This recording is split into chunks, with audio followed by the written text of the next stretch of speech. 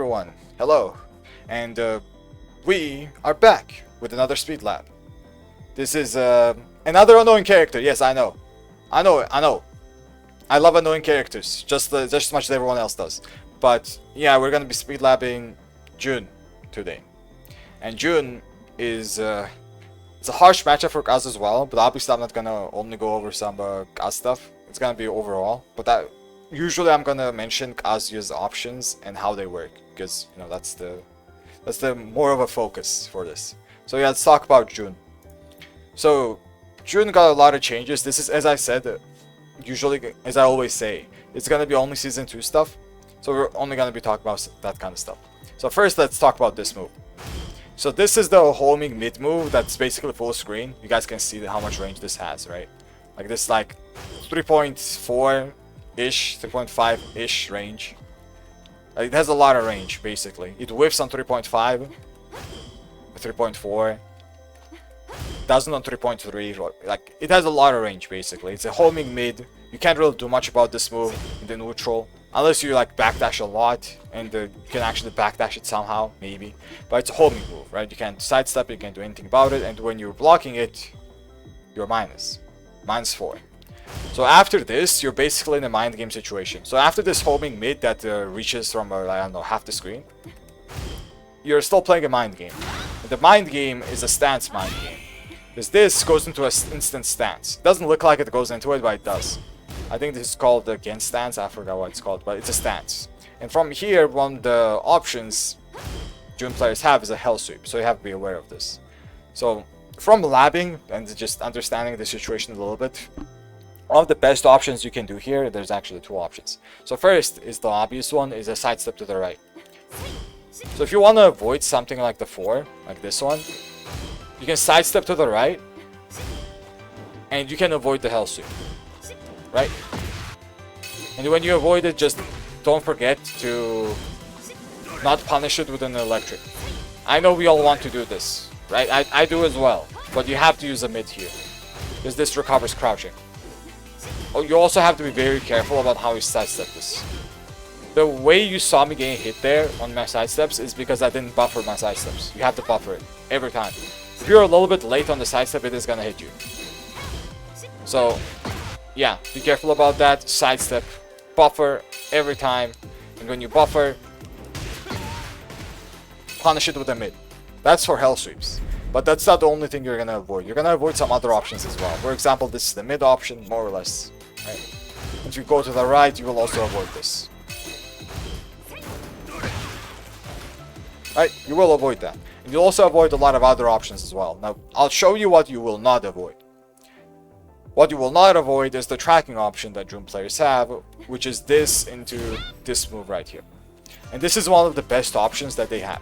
Which is a shame, because it's not supposed to be like that. The mind game is that we're supposed to make them want to use this move because it's not that good to do. But this is amazing to do, so they can just spam it whenever they want. So the stance forward 1+2 is a fast mid homing move, and you cannot sidestep block this. It's very fast. So I would not recommend trying that. It is possible, but if you sidestep block, you're gonna hit by everything. So yeah, your sidestep won't really do anything. And the most important part about this is that it's only -6. So what you can do is either power crush through, right? Or down jab. You can do either of those two. What I would not recommend is jabbing. If you play Kaz. Your other characters, I'm not too sure. If you play Kaz, do not jab here. Claudio, I checked Claudio. Claudio, I think, can jab here, no problem. I haven't checked anyone else. But if you play Kaz, do not jab here. Jabbing is a no-no. It whiffs. And if you get counter hit, it's a guaranteed heat engager here, I'm pretty sure. So, yeah, jabbing is a no-no. If you want to avoid this, one of the best options to do is a down jab. A down jab will also avoid a hell sweep, most likely, right? Let me just check this once more. So if you down jab, this should stop it. Unless the down jab whiffs. It doesn't. So, yeah. A down jab is a decent option. As I said, you can't jab, do a down jab instead. You can also do something like a down 2. This is possible. But But yeah, either down jab or that. One of those options are good. So basically switch up for either sidestep right or down jab because you want to annoy them, right? You don't want them to always use this into this. Because that move is busted. This homing move, the second one. Both of them are busted. But yeah, the second one is also busted. Because it's only -6, it's very, very good on block, it's good on hit, it's a homing move, it's fast, it doesn't have much weaknesses, basically, right? And it has to be slower, in my opinion, to make it a little bit more balanced, but it's not, so what can you do? They can basically spam this without much risk, because you can't counter it, though. Even if you magic 4, so let me just showcase this. Since you have 12 frame window here, even if you magic 4, because of the counter hit, you can't really do anything. You don't get anything guaranteed. So yeah, basically down jab, more or less. Down jab or sidestep right, pick and choose. It's pretty good to do both. Sometimes just hold back and do nothing and guess, I guess. But yeah, more or less it's this. Now, the second thing. Very, very important. This move. Forward 1+2 is one of the most annoying things you're going to deal with. Very annoying. Is this move, it was +6 before with chip damage. It was already very strong, right? It's already very good. But now they added stance transitions to this move, which is either this transition, I think this is the against stance, I forgot, whatever. This transition, or this transition. So these are two different stances, and you can choose to go to either the one or the other by either holding forward with this or holding back with this. Yeah, fun, because you have to worry about two stances now. And you're -9 as well. So you might ask me, what the hell do you do? You're -9 and you're basically in the mix-up after a stance. What do you do? I wish I knew. So one of the best things you do here is either a power crush or a down jab. That's it. That's it. You cannot sidestep. You cannot do anything else. Let's say counter bait. You can't. No, you don't have the frames. You can't do anything. You can't even rage art in some cases because of how fast options can be. Like for example, that's +9, right? Now you can't rage art this. It was like exactly there. But there are some options that you might not even rage art. Rage art can be a decent option, just like a power crush is, right? But it really depends. For example, this into the power crush, this is not rage artable. You can't rage art this. But you can power crush through this. So yeah, you have to either power crush through or down jab. And the main reason behind that is because of the options that Jun has. Like for example, this stops you from stepping, right? This. But the main thing about this move is that you don't even actually need a homing move to stop someone from stepping. Because you just do this into this, right? That's a mid mix up basically. And you can't step that either. I cannot step this. You don't need a homing move here. There's no kind of movement option that will help you with this move. The funniest part is that it's safe, right? Safe, 30 damage wall splat, this wall splats. So yeah, you can't do anything about that specific move, and that's why I keep telling you, well, kept telling you, to either power crush or down jab. If you power crush here, you will avoid this, even though you get hit. You will avoid it. Ping, thank you for following. Even though the second hit is still gonna hit you, just like you saw, at least you're gonna get away from pressure. At least, right? I mean, you get lucky and it doesn't happen. You cannot interrupt in between. It's a frame trap because it's +9 into 17. Or 18, doesn't matter, right? It's a frame trap. You cannot interrupt, you cannot press anything. Even if you down jab here, let's say you down jab here, you still get hit. You will still get hit. Parry the second hit. You mean the light wave? No. It is a special mid? Or is it a special mid? No, it's a mid.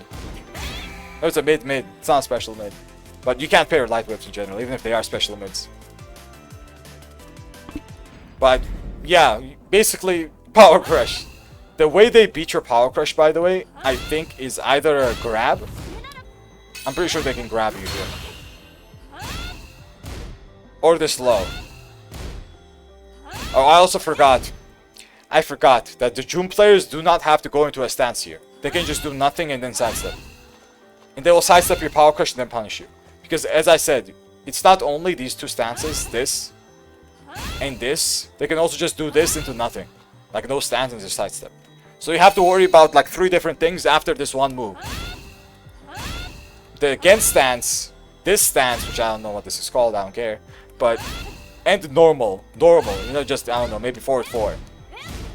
Doesn't really matter. So yeah. Good luck with that. So as I said, your options are usually power crush or down jab. Now the most common things Jun players do is something like this. Usually. There we go. So if you power crush instantly, it will work. Just don't delay your power crush. If you delay your power crush a little bit, let's say I delayed just a little bit, you will get hit. You just have to mash. And when you power crush, this is very important. When you're power crushing, you're gonna force the Jun player basically to either not use the plus frames, so sidestep after 4 for 1+2, or she can mash more and either use the low from stance or can. And I'm 90%, 95%, actually 99% guaranteeing you that Jun players are gonna mash. If you think that they're gonna sidestep you, you're dead wrong. Maybe 1% of them. You are dead wrong. What they're gonna choose is can. They're gonna do this. They're gonna do this into can. If you try to power crush this, obviously you're gonna get hit, right? Obviously, because can-cans are a very, very balanced move, because having a low counter launcher is pretty damn good, because you can't power crush through it. Very balanced. So, yeah. You have to be careful about stuff like that, but at least it'll force the Jun player to not use the +9 frames all the time. No, it's something. Even if you down jab this, so this is also important. Even if you down jab this will also catch you. So you're not in a winning situation here. You're just really not. You can't really do anything. You can't sidestep, you can't really press, you can't really power crush, raise jar, down jab. You can't really do much in this situation, right? You have to guess more or less. More or less you're just guessing. Okay. What else? So I talked about 4-1+2 and this 1+2. Most important ones, right? But now I have to talk about the 2 other stuff, also important. So one is also another Season 2 change, is that after this, and 1-2, so these are the same moves, right? These 2. This and this. Oh my god. These 2 high moves. After this, she can use this one as a checking tool, so this is a high checking tool. But after this, instead of finishing the high, she can go into a stance. And this stance is also a double stance. So either the back, which is this one, or the forward one. It's another layer of mind games that Jun has, that if you duck, let's say you think the double high is coming and you duck it, then the Jun player will mix you up with this. Stuff like that, right? And just do stuff like this, and then that. And just loop this, because she can. So this loop the 1+2 into another stance, into another mix-up. And I already talked about this, right? This move I already talked about, so just have to be aware. You can't really do much about this because this is a mind game. Sometimes you duck the high, launch it, right? Sometimes you do that. Sometimes if you think they're gonna go into stance and punish you, maybe you can counter hit them. You have the time for it, but it's a mind game. You have to like predict it, more or less. So yeah, that's about that. Now, this is one of the most annoying things Jun has, is that when Jun's bar is full, which is not that hard to do, Jun's bar is gonna be full in the match like almost 100% of the time. At least at one point of the match.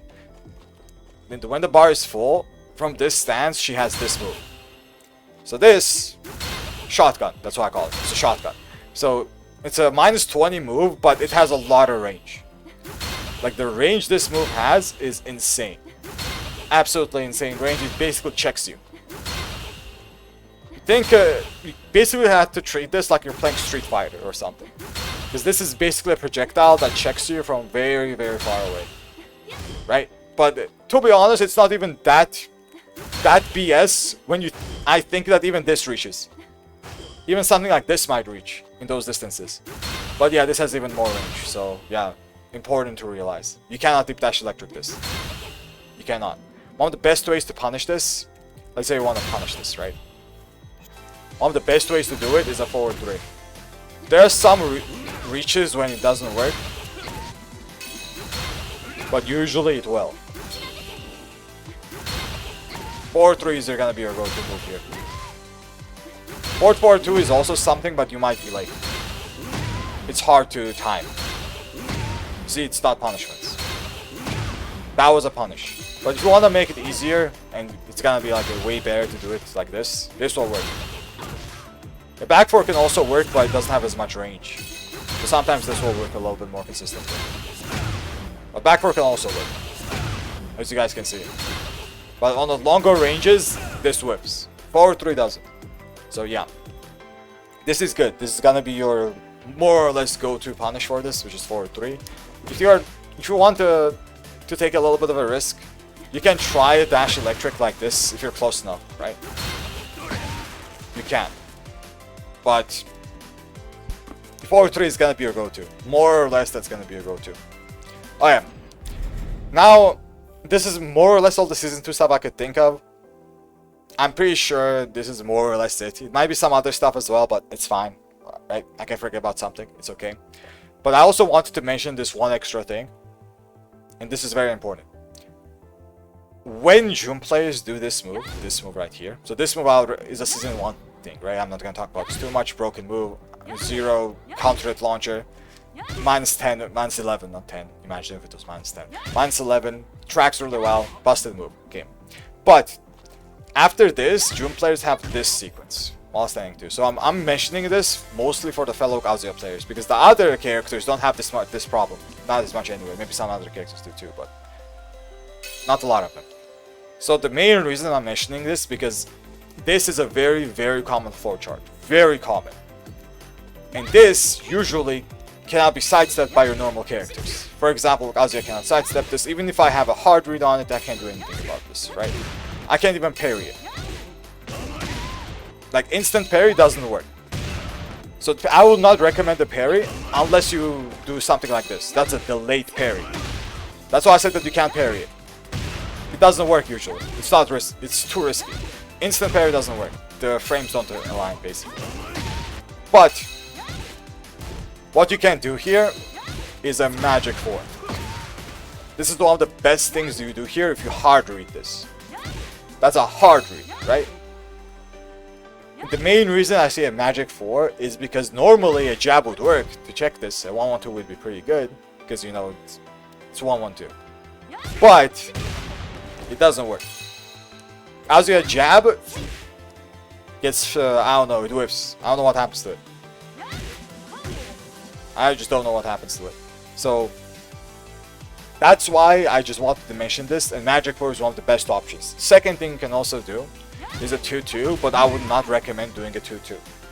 The main reason I would not recommend this is because June players also like doing double this, right? Double low. If you do a 2-2 here, you are gonna get countered. That's 100% gonna be a countered. But if you do a Magic 4, you are not gonna get countered. You're gonna get hit, but at least you're not gonna get launched. So Magic 4 is gonna be your go-to move if you hard read this. I still have to remember this myself. Sometimes I still keep jabbing because I don't know why it whiffs, man. It annoys me. But Magic 4 is gonna be your go-to. Your other option is something like 1+2 as well, for example. This will beat both options. But Magic 4 is just a little bit more safer. It's just a safer option, because if the June player decides to do nothing, you're gonna get punished. Yeah, Uguay Hella. I think that's it, right? I'm pretty sure that's it. Because there's a lot of stuff that June has, but Season 2, more or less, this is it. Most likely I forgot something, most likely. As I said, I'm not going to be mentioning Season 1 stuff like can-cans and how to deal with whatever, right? This character is just has way too much strings and everything. But yeah, YouTube, thank you for watching. Big thank you. And I'll see everyone next time. Till then.